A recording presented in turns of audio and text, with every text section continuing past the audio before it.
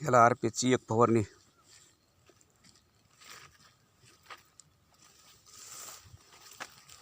Colour एकदम हिरवागार आहे. RPS का फवारायचं उन्हाळ्यात तर ते टेम्परेचर आहे, ते टेम्परेचर कंट्रोल करतं आहे RPS 76. म्हणून ऊसाला तुमच्या भुईमूग ह्याला प्रत्येक ह्याला RPS फवारणं गरजेचं आहे. आता ह्याला बी पूर्ण RPSची फवारणी केलेली, एकच फवारणी केली तर असं मस्त कांदा जमला. आता इथं फरक दाखवतो तुम्हाला. इथं 2-4 काकऱ्या त्यांनी फवारायचं राहिल्यात तर इतका फरक पडला त्याला.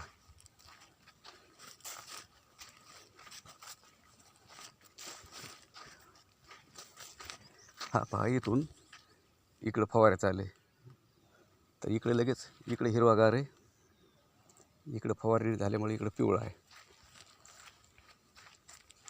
अशी RPSची ताकद आहे. प्रत्येक पिकाला फवारणी RPSची झालीच तर उत्पन्न 10 ते 15% आरामशी वाढू शकतं. हे इकडं पिवळा राहिला.